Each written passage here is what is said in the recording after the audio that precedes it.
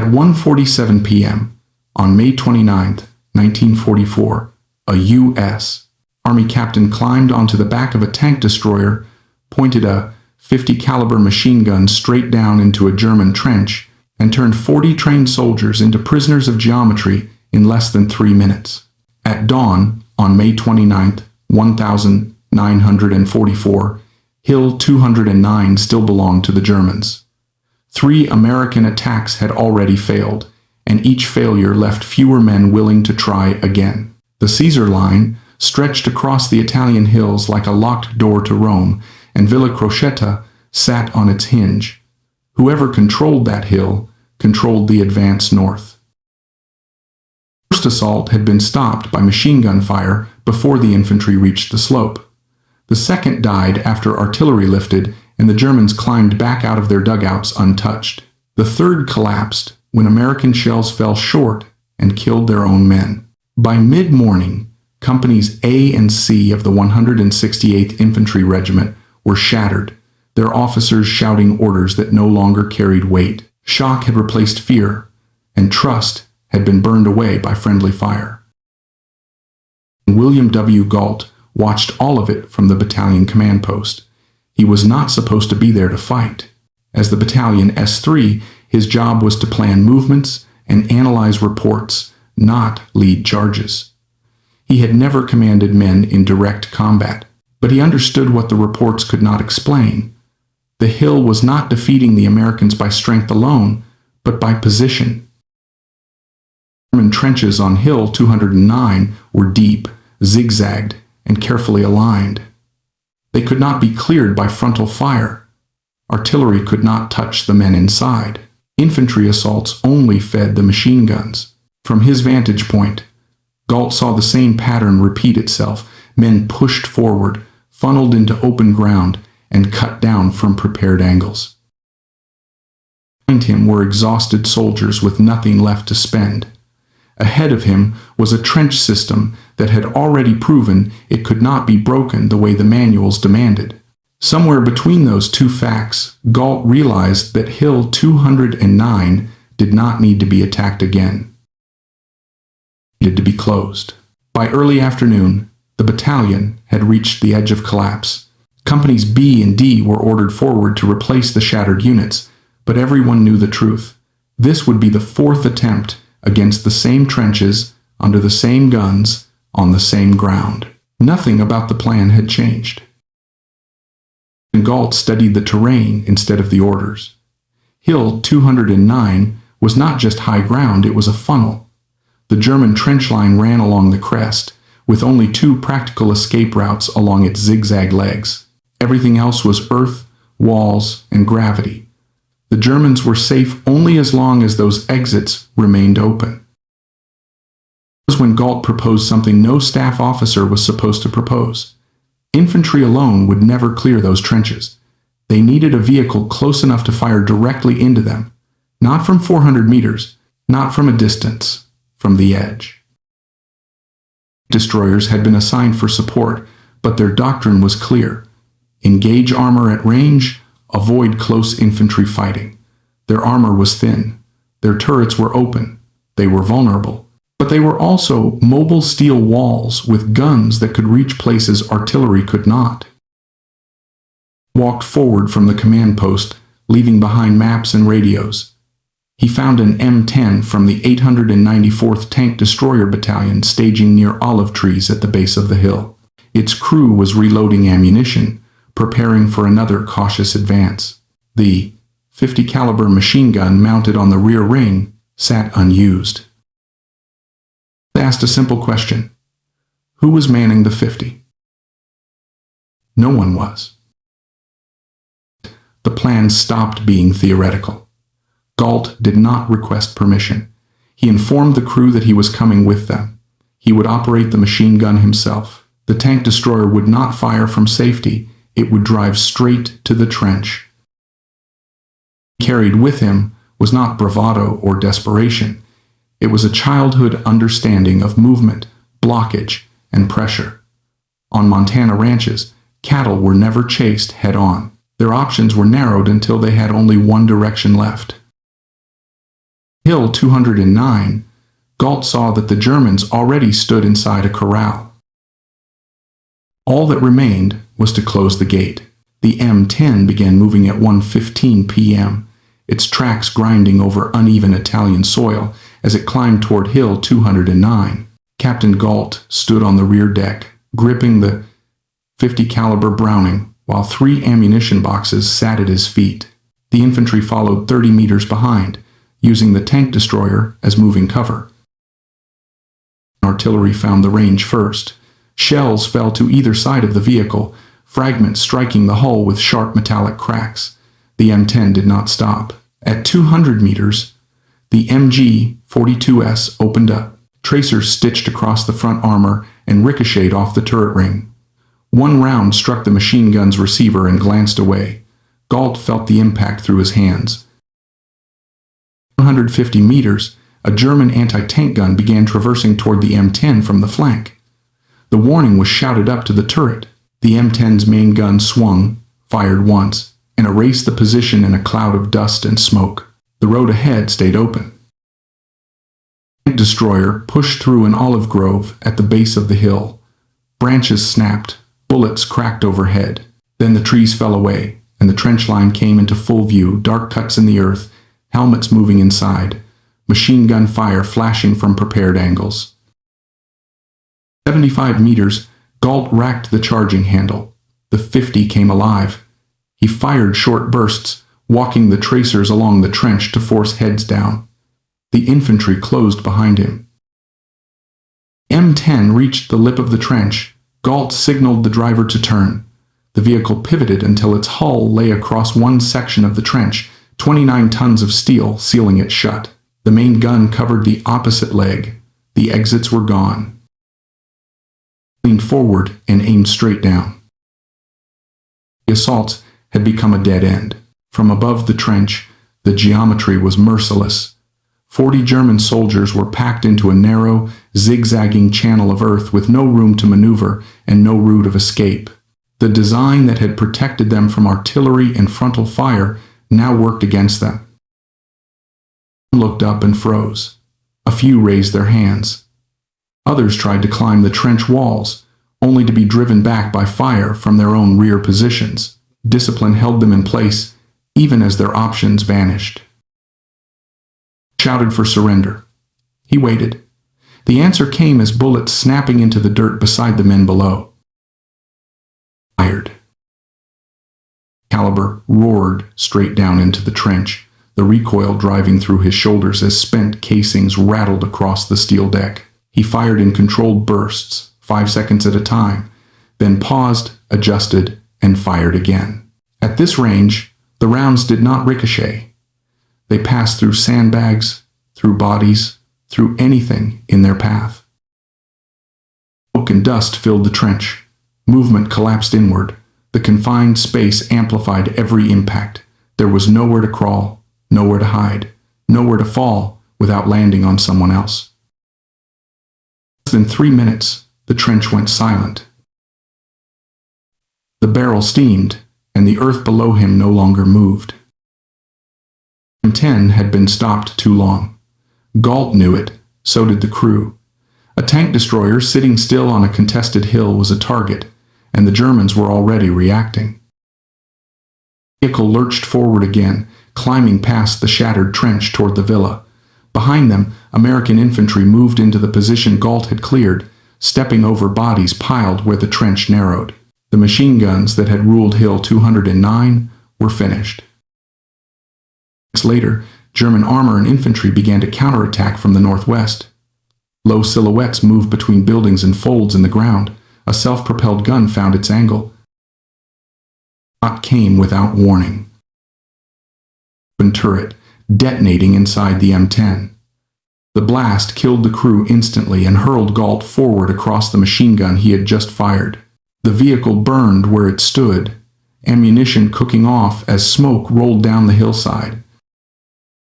The trench was silent. The hill was still contested, but the position that had broken 3 American assaults was no longer alive. Galt was 24 years old. He had stood on a tank destroyer for less than an hour. In that time, He erased a fortified trench that had stopped a battalion and saved the men who would have been sent against it next. 209 would fall later when the Caesar line collapsed elsewhere. But on that afternoon in May, one man proved that terrain, angles, and blocked exits could be deadlier than any number of soldiers charging uphill. Captain William W. Galt's action did not win Hill 209, and it did not open the road to Rome that day. The Germans withdrew only after the Caesar line failed elsewhere. On paper, his attack changed little. In reality, it changed everything that mattered to the men on that slope. The trench he sealed would never fire again. The machine guns that had slaughtered 3 assaults were gone. Infantry units that had reached the edge of collapse were no longer asked to climb into certain death. The battalion advanced knowing one killing ground had been erased. The war, the army studied what happened at Villa Crocetta. Not the heroism, but the method. A tank destroyer designed to fight armor at range had been used as a physical barrier. An open turret, considered a flaw, became an advantage. Secondary weapons, normally ignored, became decisive. Edson was simple and uncomfortable. Doctrine fails when it ignores terrain. Galt did not invent a new weapon or a new tactic. He applied an old principle he had learned long before the war. You do not chase what you want to control. You close off its options until it cannot move at all. In Italian hillside in 1944, that principle turned a trench into a trap. Galt was awarded the Medal of Honor posthumously. His name appears on a building in Montana. Most people who pass it will never know why. For the men who would have died climbing Hill 209, the lesson was unmistakable. The war was not always decided by numbers or firepower. Geometry. What happened on Hill 209 forces an uncomfortable question that most war stories avoid. Asterisk, asterisk. Why did it take 4 failed assaults, dozens of dead Americans, and near collapse before the obvious solution appeared? Asterisk, asterisk. The answer is not cowardice, incompetence, or bad luck. It is doctrine. The U.S. Army of 1,944 was built on rules written for predictable battles. Infantry advances were planned around artillery preparation, maneuver by fire, and momentum. Tank destroyers were assigned a narrow role. Hunt enemy armor at distance, avoid close combat, preserve mobility. Staff officers planned. Line officers executed. Deviations were discouraged, because deviations created chaos. Galt violated every one of those boundaries. He was a staff officer who left his command post. He climbed onto a vehicle not assigned to him. He operated a weapon outside his specialty. And he put himself in a position Doctrine explicitly warned against. If he had survived, his career might have ended anyway. Doctrine had already failed long before Galt acted. The German defense on Hill 209 was not clever because it was complex. It was clever because it was simple. The trenches were placed where infantry had to approach uphill. The zigzag design prevented enfilade fire. Dugouts nullified artillery. Machine guns overlapped fields of fire. The defenders did not need initiative. They only needed Americans to behave as expected. Did. Suppress with artillery, advance infantry, absorb casualties, pull back. Each failure weakened morale. Each delay increased German confidence. The battlefield became a machine that converted obedience into losses. It recognized something most battlefield commanders miss under pressure. Asterisk, asterisk. The fight was no longer tactical, it was geometric. Asterisk, asterisk. The Germans were not winning because they were shooting better. They were winning because their position created forced movement. Americans had only one way forward. Germans had several ways to kill them. That's why the tank destroyer mattered. Because of its gun. It was powerful because of its mass and shape. 29 tons of steel placed at the right angle turned a defensive system into a prison. The moment the trench exits were blocked, the German advantage inverted. Cover became confinement. Discipline became paralysis. Training became irrelevant. 50 caliber machine gun did not win the fight by volume alone. It won because it fired into a space that could not disperse force. Modern weapons amplify geometry. When geometry is wrong, bravery becomes waste. This is the part of the story that rarely appears in Medal of Honor citations. Citations focus on courage because courage is easier to honor than analysis. But courage without understanding had already killed dozens of men on that hill. His background mattered more than his rank. He saw a shoot. Marching teaches lessons that do not appear in infantry manuals. You cannot overpower a herd. You shape the environment so movement becomes inevitable. Gates matter more than force. Pressure works only when escape routes are controlled. Animals, like soldiers under fire, choose the option that feels least dangerous, even if it is fatal. Germans in that trench were not irrational. They stayed because climbing out meant exposure and retreat meant their own guns. From inside the trench, staying felt safer than moving. That instinct killed them. It is not a moral judgment. It is a mechanical one. War rewards people who understand constraints. The U.S. Army quietly adjusted. Tank destroyers and later tanks were used more aggressively in infantry support. Secondary weapons gained importance. Close-range coordination improved, not because of one captain, but because reality had exposed a flaw doctrine could not ignore. The lesson remained incomplete. Same problem, over-reliance on systems, instead of understanding space, Technology changes, but geometry does not. Drones, missiles, sensors all amplify effects, but they do not replace fundamentals. If an enemy is allowed freedom of movement while you are constrained, firepower only accelerates failure. This action also highlights a darker truth. Innovation in war often comes from desperation, not planning. Institutions reward conformity. Breakthroughs usually come from individuals willing to accept personal risk beyond what rules permit. Many of them die before their insight is recognized. Did not live to explain his reasoning. Others reconstructed it afterward. His Medal of Honor citation contains errors because memory is imperfect under shock.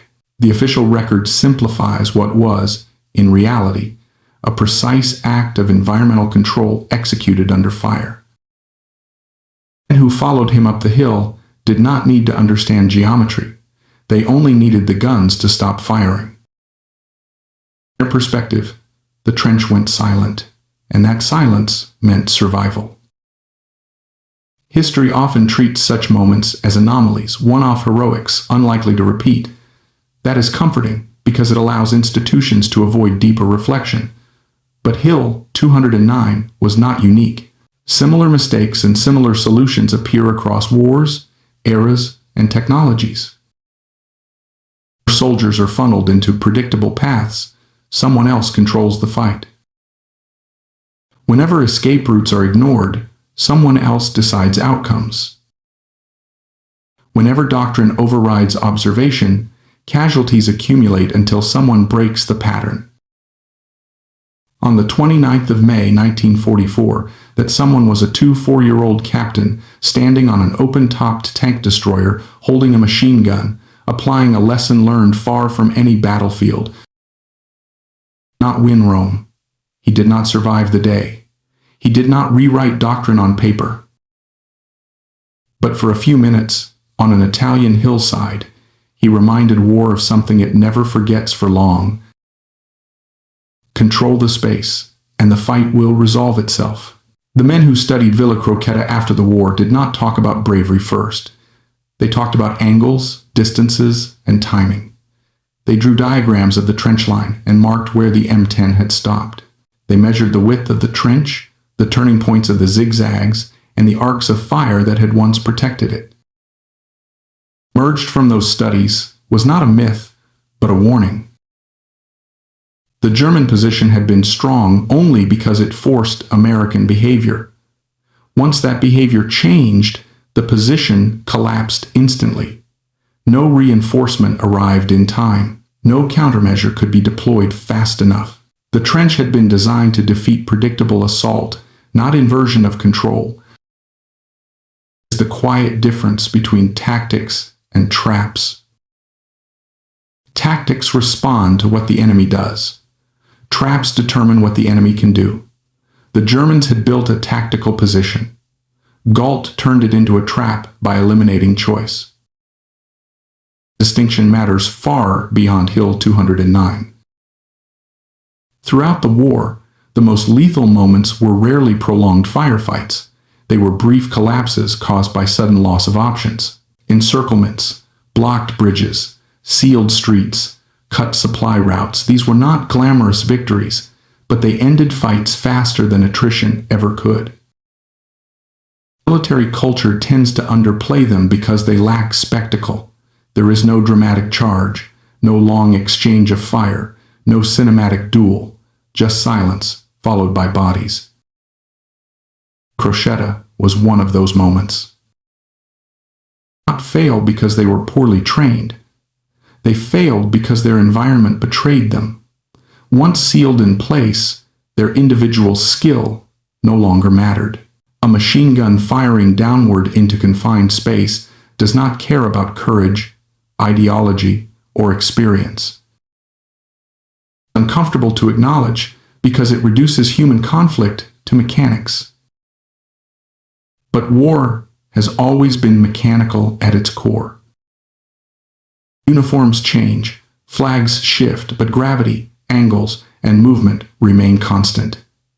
Every battlefield is a three-dimensional problem disguised as a moral one. Leaders who grasp this early save lives. Those who do not usually learn it too late. The story survives because it exposes this truth without ornament. There is no claim that he felt fear or anger, no speculation about his thoughts, only recorded actions and their consequences. The clarity makes the lesson harder to ignore. Not outshoot the Germans. That difference explains why 40 men died in minutes where hundreds had survived hours of bombardment.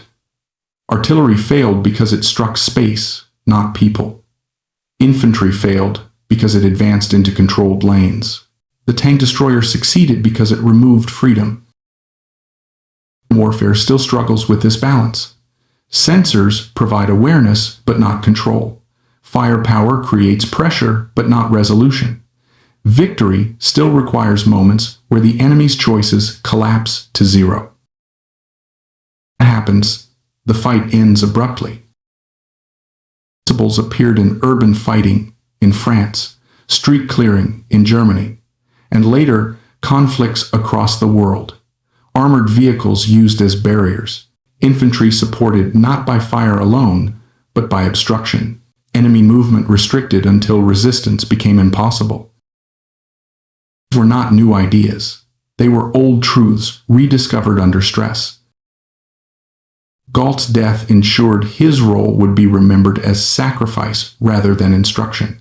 That is how institutions absorb lessons without fully confronting them. We honor the individual so we do not have to interrogate the system that made his action necessary. Systems do not change unless stories are understood. Hill 209 was not taken because of one heroic act. It fell because the German line collapsed elsewhere. But the trench Galt sealed never mattered again. It was removed from the equation. That is the quiet power of environmental control. It does not need to be decisive everywhere. It only needs to remove key points of failure. Men of the 168th Infantry Regiment, that removal meant the difference between another uphill assault and a chance to survive the day. Strip the story down to its essentials, what remains is almost unsettling in its simplicity. A battlefield is a problem of movement. and fire becomes inevitable. Ignore movement, and fire becomes meaningless. 1844, a young American captain understood that when others did not.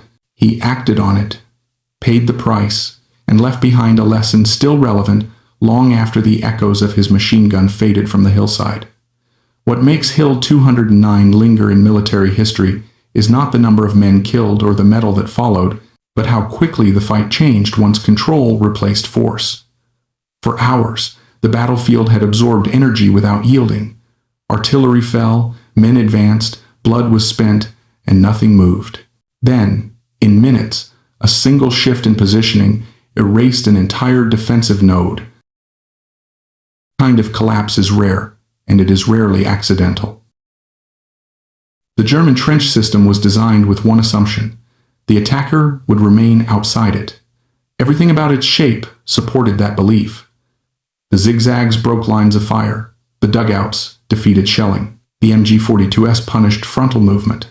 But nowhere in its design did it account for a vehicle deliberately placed to deny exits from above. Defensive works often fail not because they are weak, but because they are optimized for one problem and blind to another. Once the problem changes, their strength becomes liability.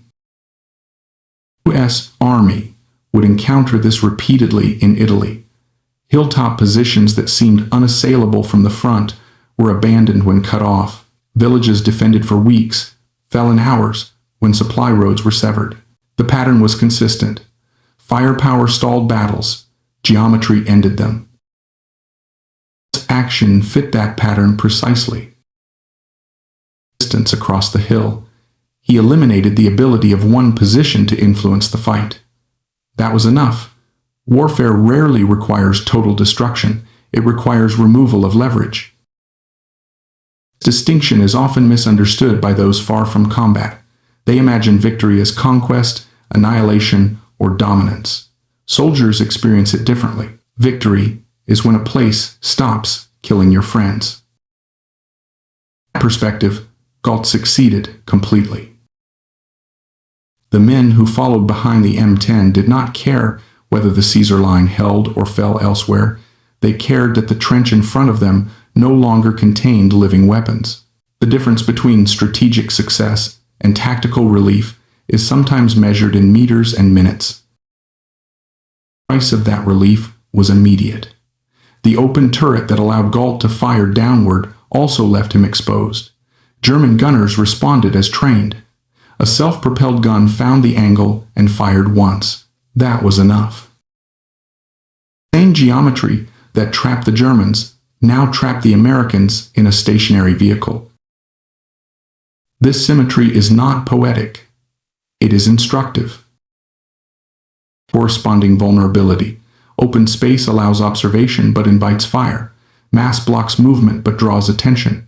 Speed avoids targeting but limits control. No position is dominant forever. He accepted that trade without illusion. He did not expect survival. His action makes sense only if understood as a calculated exchange. One vehicle and its crew for a position that had already cost dozens of infantrymen and threatened many more. Calculations are rarely acknowledged openly, but they underpin every hard decision in combat. The difference is that most are spread across units and time. Galt compressed it into minutes. After the war, Doctrine incorporated fragments of this lesson while avoiding its moral weight.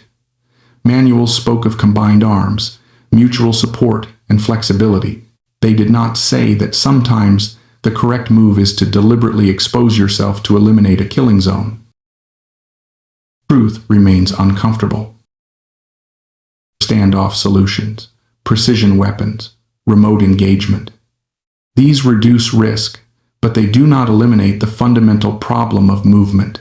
When an enemy controls space, distance alone cannot solve it.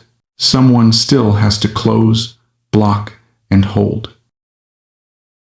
209 reminds us that technology does not replace presence. It only changes how presence is expressed. 50 caliber machine gun mattered because it was physically there, above the trench, At the exact moment options disappeared. No sensor, no map, no radio order could substitute for that. His upbringing gave him an advantage no manual could teach. He had learned early that control does not require chasing. It requires patience and positioning. That lesson, applied in war, becomes lethal. The tragedy is not that he died. Soldiers die in every battle. The tragedy is that such understanding is often recognized only after loss. Hill 209 faded from headlines. Rome fell days later. The war moved on. But the principle did not vanish. It resurfaced wherever armies fought over constrained terrain. Cities, bridges, valleys, corridors. Those who remembered Villa Crocetta recognized it immediately. Those who did not relearned it the hard way. Matters beyond medals and memorials. It is not a tale of bravery meant to inspire. It is a warning meant to instruct. Or geometry, and courage bleeds away. Understand it, and battles end faster than anyone expects. There is a final, quieter layer to Hill 209 that rarely gets discussed because it does not fit comfortably into heroic narratives or tactical manuals. The cost of waiting. Galt acted was not just a tactical failure, but a psychological one. Each attack taught the defenders that their position worked. Each withdrawal taught the attackers that the hill could not be taken without unacceptable loss. This feedback loop is how battles stagnate and how morale erodes long before units are destroyed. Early afternoon on May 29th, the German defenders believed Hill 209 was secure. The American infantry believed it was cursed. Both beliefs were wrong, but belief matters more than truth in combat. Galt did shattered both assumptions at once. For the Germans, the trench stopped being protection and became a coffin. For the Americans, watching from below, the impossible position was erased in minutes. That reversal matters more than the body count. It broke the psychological stalemate. Though the hill itself was not taken that day, the fight was no longer frozen. Movement resumed. Initiative returned. The sense of inevitability that had settled over the slope lifted. This is why singular actions can matter even when they do not change the map. Wars are not only contests of territory, they are contests of expectation. Whoever convinces the other side that resistance is futile wins long before surrender is signed. The Germans withdrew from the Caesar Line days later, not because of Hill 209 alone, but because similar pressure was applied elsewhere. Positions were bypassed, cut off, or rendered irrelevant. The line failed as a system, not as a series of isolated fights. 209 was one small crack in that system. Galt did not know the broader outcome when he climbed onto the M10.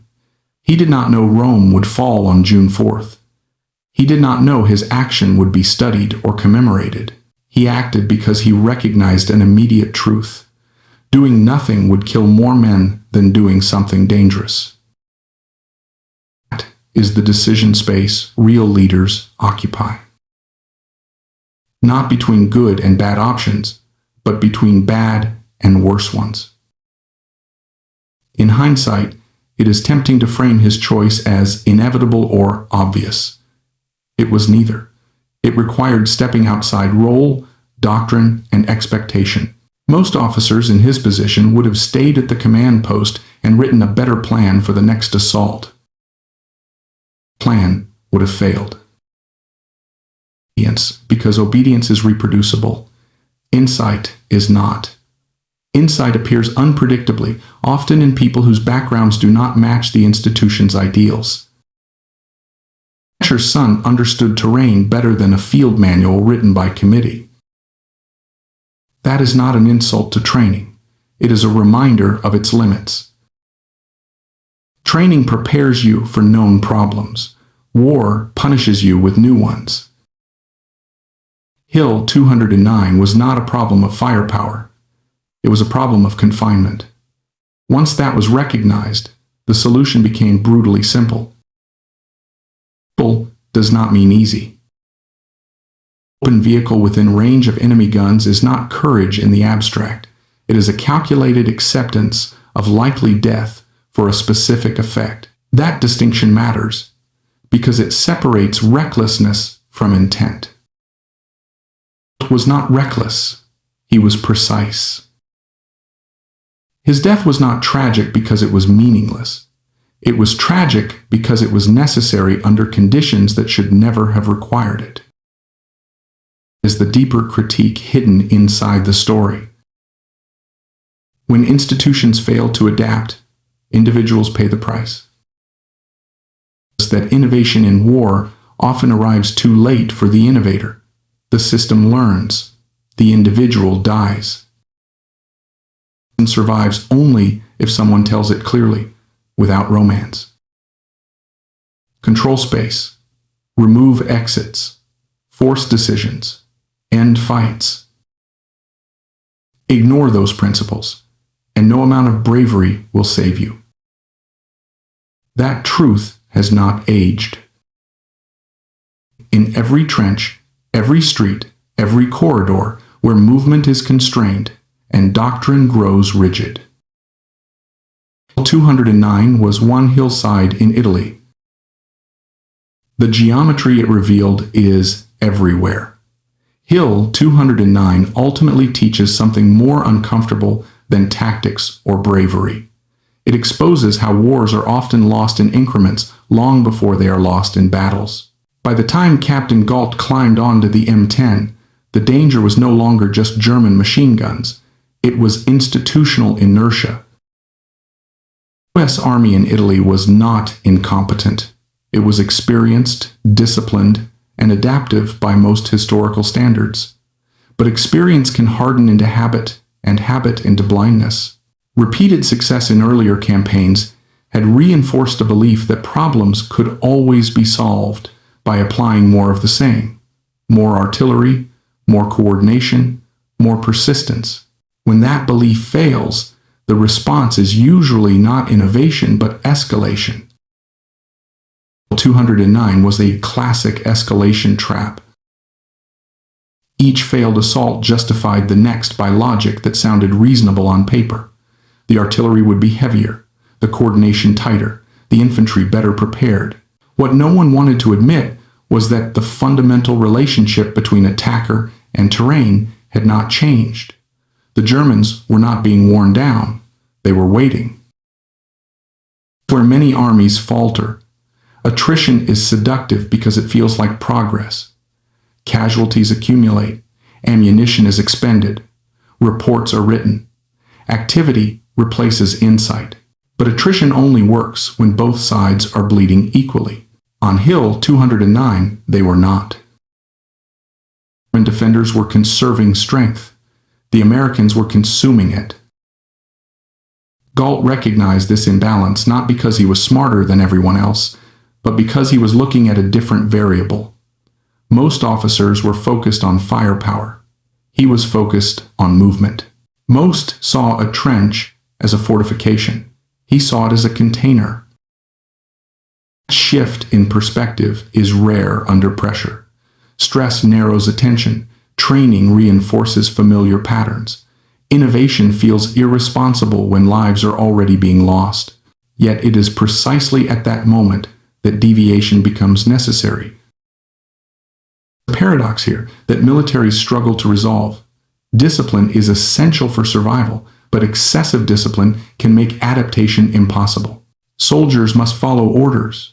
Yet wars are won by people who recognize when orders no longer fit reality. Cross that line deliberately. He observed pattern, identified constraint, and acted decisively. His solution worked not because it was dramatic, but because it was aligned with the physics of the environment. Once the M10 blocked the trench exits, the outcome was predetermined. The machine gun did not decide the fight. The positioning did. Distinction matters because it reframes what we mean by firepower. Firepower is not just about caliber, rate of fire, or explosive yield. It is about how force interacts with space. A single weapon, correctly placed, can achieve what hundreds of rounds cannot when misapplied. 209 is therefore not a story about killing efficiency. It is a story about problem framing. The Germans framed the hill as a killing ground. The Americans initially accepted that frame. Galt rejected it and imposed a new one. Once he did, the Germans had no response because their defense was optimized for the old frame. This is why truly effective tactics often look unfair or one-sided in hindsight. They exploit assumptions the enemy did not realize they were making. After the war, analysts could trace the logic clearly. But clarity after the fact is cheap. The cost was paid in blood before the lesson was learned. Also worth confronting what this story does not say. It does not suggest that individual heroism is a substitute for sound planning. Galt's action was necessary because planning had failed. A system that routinely requires such sacrifices is broken. Celebrating the individual without examining the failure risks repeating it. The pattern appears repeatedly in military history. Individuals who solve problems locally are elevated as heroes, while the systemic conditions that made their actions necessary remain intact. The institution learns just enough to survive, but not enough to prevent recurrence. 209 did influence doctrine, but indirectly and unevenly. Tank destroyers and later tanks were increasingly used in infantry support roles. Combined arms coordination improved. Yet the deeper lesson, prioritizing spatial control over procedural adherence, remains difficult to institutionalize. Exists standardization. You can teach how to fire a weapon. You can drill how to clear a trench. You can codify formations and call for fire procedures. But you cannot easily teach when to abandon them. That judgment depends on context, experience, and the willingness to accept risk. Organizations prefer rules because rules reduce uncertainty. Geometry increases it. His ranching background mattered because it trained him to think in constraints rather than instructions. Animals do not follow orders. They respond to pressure and opportunity. That mindset translates uncomfortably well to combat, where enemies also behave according to incentives rather than plans. Germans in the trench were not suicidal. They were trapped by incentives. Staying felt safer than moving. Moving felt immediately fatal. Once those incentives were engineered, behavior followed predictably. It is not dehumanization. It is recognition of how humans behave under extreme stress. Understanding this is crucial because modern warfare increasingly takes place in environments where movement is constrained. Cities, tunnels, bunkers, narrow terrain. Technology has increased lethality, but it has not changed the basic equation. If anything, it has made mistakes more costly. Sensors and precision weapons can create the illusion of control, but they do not replace it. A drone can see a trench. It cannot block it. A missile can destroy a position. It cannot always do so without collateral damage or delay. Eventually, someone must still occupy space. 209 reminds us that presence remains decisive. It also raises ethical questions that cannot be ignored. Sealing a trench and firing downward leaves no room for surrender once firing begins. This is brutal, but war often is. The moral responsibility lies not in the moment of execution, but in the conditions that made it inevitable. The Germans surrendered immediately. The outcome might have been different. They did not, likely because their doctrine and discipline punished surrender. That, too, is part of the geometry of war. Internal constraints shape external outcomes. Galt gave them an option. It was rejected. What followed was mechanical.